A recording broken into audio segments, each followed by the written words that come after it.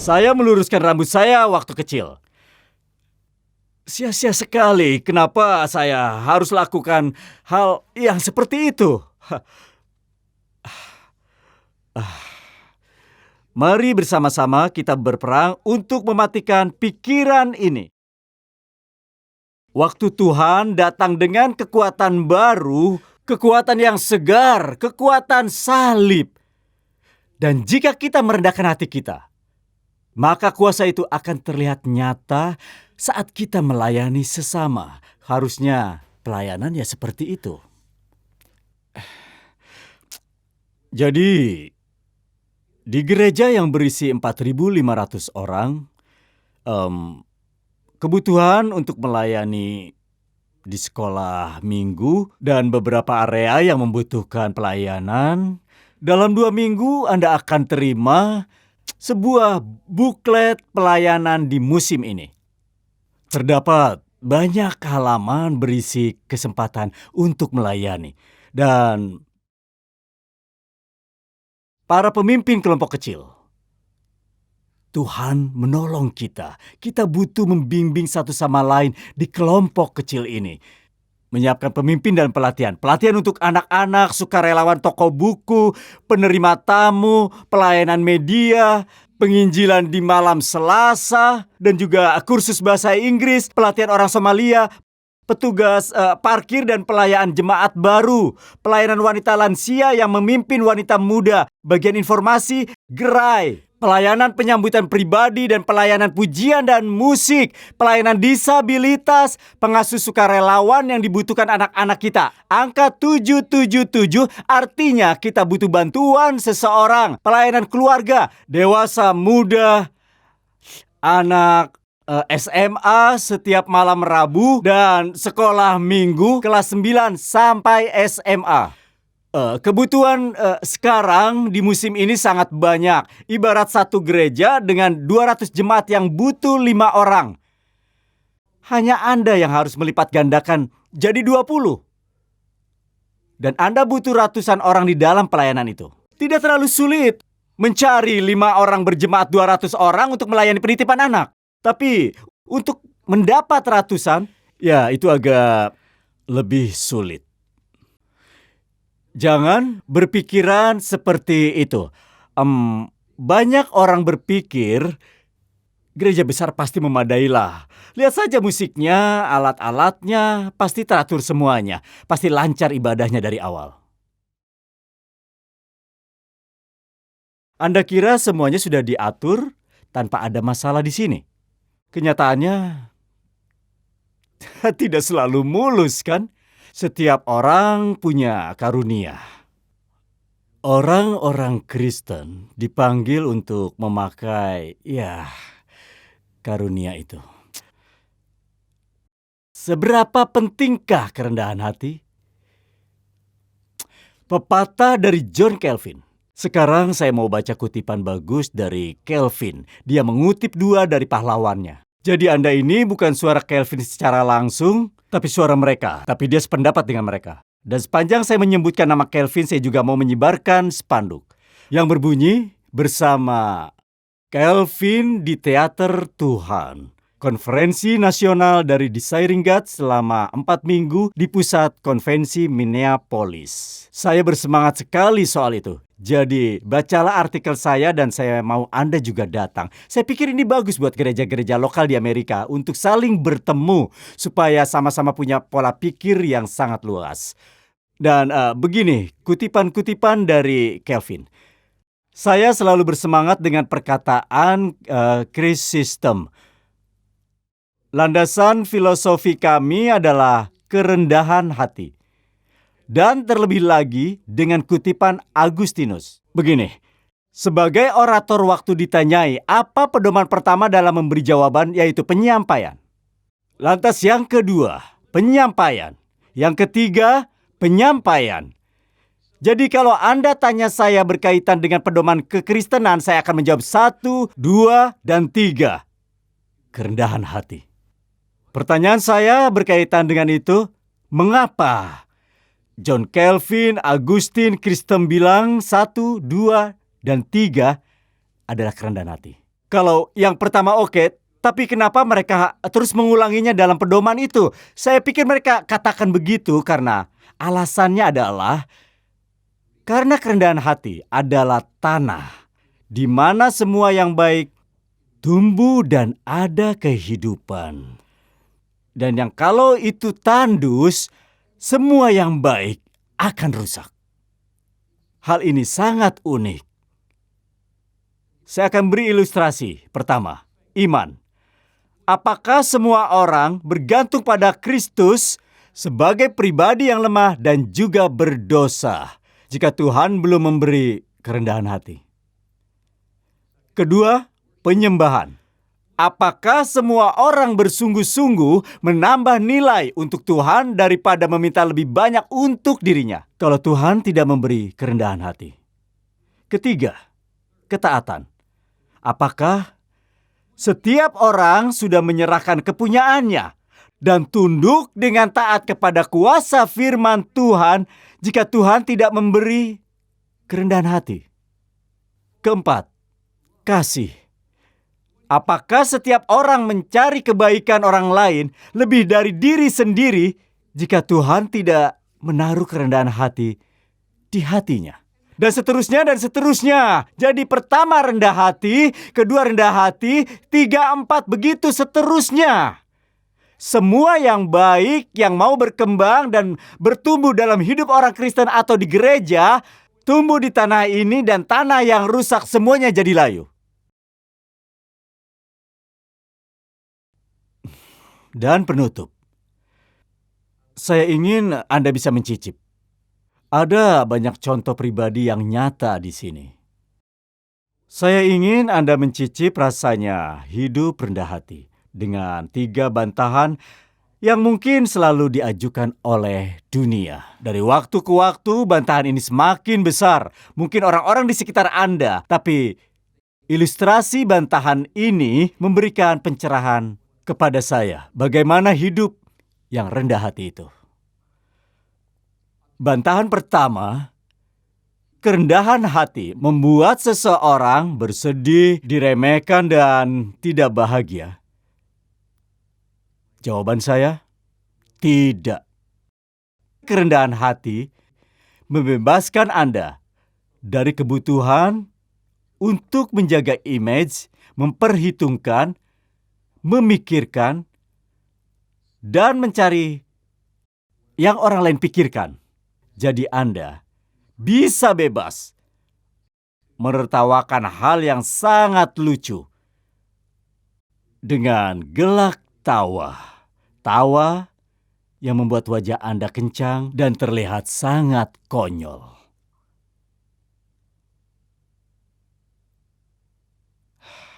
Saya besar di keluarga yang saya bersyukur kedua orang tua saya jadi pelayan Tuhan. Saya duduk di meja, nenek saya duduk di sini, kakak saya di sana, ibu saya di sini, ayah saya di sini. Begitulah saya ingat sampai mereka tiada. Dan ayah akan pulang ke rumah dengan lelucon yang dia bawa dari penginjilan mahasiswa. Kami akan dengar cerita kesaksian yang disertai tetesan air mata tentang pecandu alkohol yang bertobat di malam terakhir pertemuan itu. Dan berbaur di sana, ayah akan menceritakan lelucon dan ayah akan jadi orang terakhir yang terbahak-bahak dengan leluconnya sendiri dibanding siapapun. Yang lainnya juga tertawa dan hal itu berhasil menarik kita tertawa.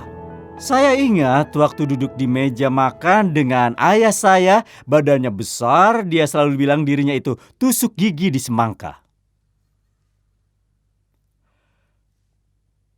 Terus kalau dia tertawa, seperti Santa Claus. Ibu saya duduk di ujung sana akan mulai mengeluarkan suara sopran yang keras.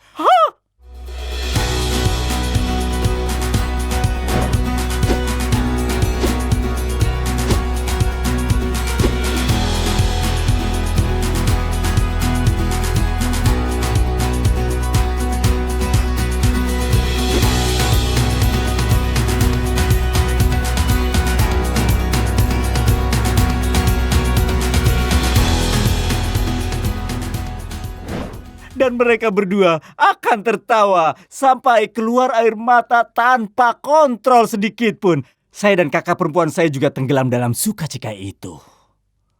Tidak ada momen yang lebih rendah hati seperti itu di dunia ini. Karena mereka benar-benar kehilangan kontrol. Tidak ada hitung-hitungan bagaimana orang memandang saya. Inilah kebebasan. Kebebasan yang hanya akan dialami orang-orang yang rendah hati. Orang yang sombong, wajahnya itu tidak akan memerah. Dan jatuh dari kursi dengan tertawa. Begini.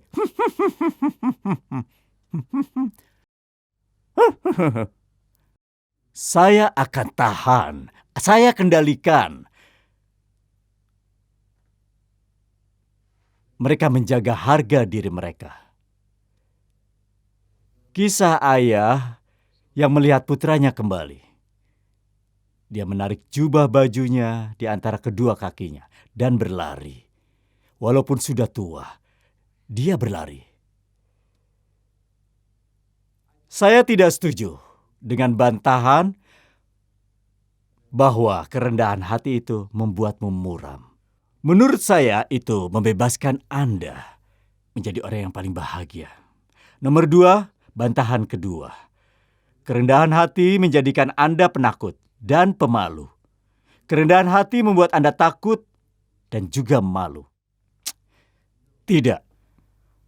Dunia berpikir begitu karena sumber keberanian terbaik yang terpikir oleh mereka adalah percaya diri. Hanya itu satu-satunya sumber keberanian buat mereka. Kalau Anda hancurkan kepercayaan diri saya dengan bilang, aku seorang pendosa, aku lemah, aku bergantung pada orang lain. Anda memotong kemampuan saya untuk jadi berani dan gagah dan juga kuat. Karena mereka tak bisa bayangkan sumber keberanian lain. Ada sumber yang lebih baik. Kepercayaan dalam Tuhan. Bukan kepercayaan diri, kepercayaan dalam Tuhan. Anda mau jadi kuat dan berani, jadilah biasa. Tempatkan Tuhan bersama Anda. Saya tidak setuju dengan bantahan itu. Kalau sumber satu-satunya dan yang terbaik dari keberanian adalah percaya diri. Dengarkan Paulus, 1 Korintus 51 ayat 10. Maaf, itu harusnya di nomor 3. Yesaya 51 ayat 12. Yesaya 51 ayat 12. Tuhan bicara, akulah yang menghibur kamu. Siapakah engkau? Maka engkau takut terhadap manusia yang memang akan mati. Terhadap anak manusia yang dibuang seperti rumput. Luar biasa ya. Anda pikir siapa Anda sampai harus takut? Saat kita takut, biasanya kita tidak mengharapkan tuduhan kesombongan. Anda pikir siapa Anda sampai takut sama manusia? Dan lupa dengan Allah Sang Pencipta. Jika aku di pihakmu, rendahkan saja dirimu. Aku memperhatikanmu. Aku tahu yang gemetar akan perkataanku. Saat memandangmu akan mati kalau perlu. Atau mereka bertobat kalau perlu. Tidak. Jangan begitu. Buang kesombongan dan kesenangan diri sendiri, kepercayaan diri, dan cinta diri sendiri. Membuang itu semua tak akan menghilangkan keberanian. Tidak, jika Anda menggantinya dengan Tuhan. Dengan janjinya, karunia-Nya. Terakhir, nomor 3. Bantahan ketiga, kerendahan hati membuat Anda pasif dan menghilangkan motor penggerak keberhasilan. Di Amerika, negara paling maju di dunia ini, Anda memberitakan pesan kerendahan hati, merendahkan diri, bergantung, lemah lembut, Anda akan menghancurkan ekonomi.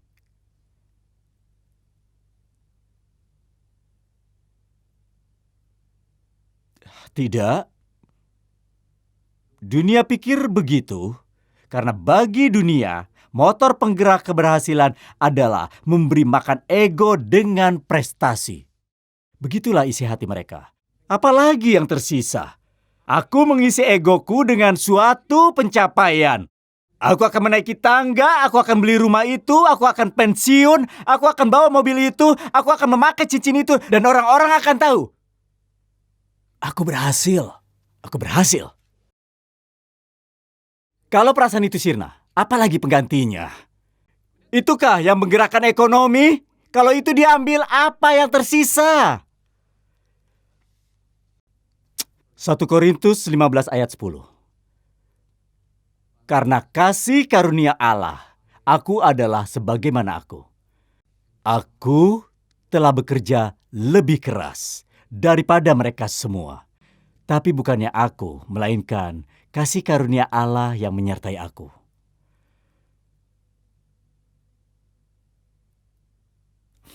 Karena kasih karunia Tuhan aku sebagaimana aku. Dan aku bekerja. Ini perkataan Rasul Paulus. Sementara dia bernafas, dia bekerja. Aku bekerja lebih keras dari mereka. Dia terjaga tidak tahu sampai jam berapa dia membuat tenda. Jadi tidak membebani gereja. Aku bekerja lebih keras dari mereka. Tapi itu bukan aku. Tapi kasih karunia-Nya. Kuasa anugerah Tuhan di hati orang percaya rendah hati yang bergantung sepenuhnya pada Tuhan menghasilkan kerajinan yang luar biasa. Saya ulangi. Kuasa anugerah di hati orang percaya yang rendah hati, yang bergantung sepenuhnya pada Tuhan, menghasilkan kekuatan dan juga kerajinan yang sangat luar biasa kepadaku.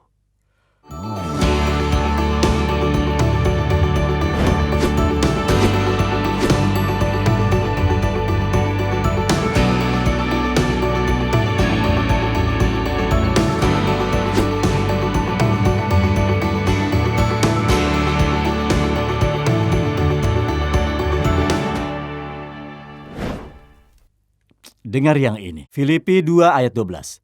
Kerjakan keselamatanmu dengan takut dan gentar, karena Allah lah yang sudah mengerjakan semua di dalam kamu, baik kemauan maupun pekerjaan menurut kerelaannya.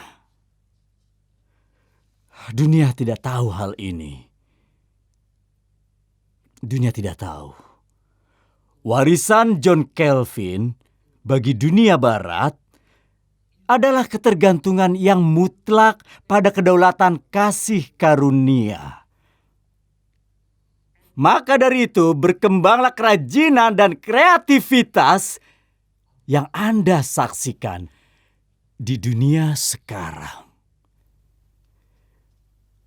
Itu disebut etos kerja Protestan. Ajaran yang membentuk budaya, ajaran yang sangat berharga, kerja keras untuk kemuliaan Tuhan. Anda menyebutnya paradoks. Boleh saja sebut begitu, tapi itu alkitabiah dan terekam sejarah yang dalam. Rendah hati, ketergantungan pada Tuhan yang berdaulat, menghasilkan kesuksesan yang mengubah dunia. Ada satu ayat lagi, lalu nanti saya akan tutup. Saya mau menerapkan ayat ini dalam hidup saya sampai mati. Kolose 1 ayat 28. Tiap-tiap orang, maksudnya kepada semua yang dewasa di dalam Tuhan, memimpin tiap-tiap orang kepada kesempurnaan dalam Kristus. Itulah yang kuusahakan sesuai dengan kuasanya. Jika Anda menyingkirkan kepuasan mengisi ego Anda, dan Anda menempatkan seorang pribadi seperti anak kecil yang bergantung pada kasih karunia dari penguasa yang berdaulat, yang terjadi adalah kerja keras terjadi. Kerajinan terjadi, kreativitas terjadi, energi terjadi, mimpi-mimpi yang nyata akan terjadi.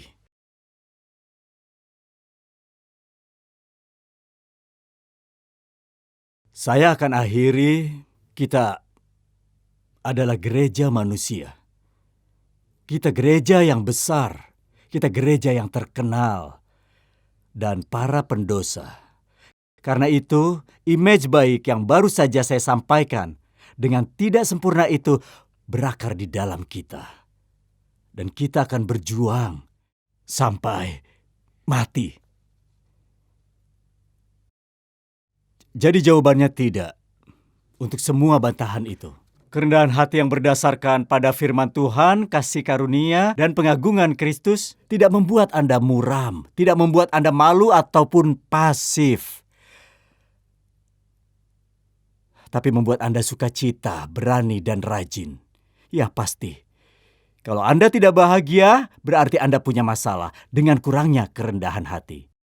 Kalau Anda orang yang malas, Anda tidak punya kerendahan hati yang cukup.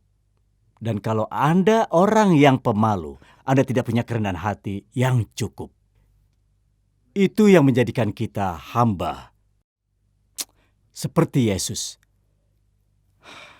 Hanya Tuhan yang bisa lakukan ini di gereja kami, di dalam saya. Dan pemimpin, hanya Tuhan yang bisa, saya tidak bisa. Saya bisa berkhotbah ini karena kasih karunia. Tapi kalau Dia tidak menjumpai Anda dan saya, tidak mungkin. Kita akan menyombongkan khotbah ini. Atau meninggikan gereja, tim musiknya, atau lebih membicarakan teknologinya. Dan terus membicarakan itu, bicarakanlah hal yang salah. Itulah yang kita lakukan kalau Tuhan tidak bekerja. Injil adalah akar dari Yesus yang disalibkan dan bangkit. Dan saya berdoa agar Dia bekerja di dalam kita dan melepaskan gelombang pelayanan di gereja kita dan di dunia. Mari berdoa.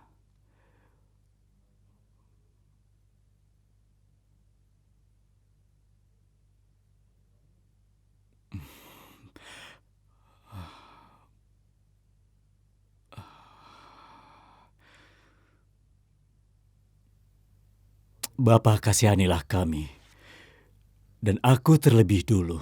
Ampuni kesombongan kami, sucikan kami. Singkirkan semua akar-akar kesombongan, sifat mencintai diri sendiri, mencari pujian dari manusia, kesenangan waktu dipuji, haus akan pengakuan, menyombongkan kekuatan sendiri, ketakutan yang tidak kita punya, semua kesombongan. Datanglah, Roh Kudus, dan berikan buah kerendahan hati dan kelemah lembutan, kasih, sukacita di hidup kami. Curahkan jemaat di sini, melayani satu sama lain.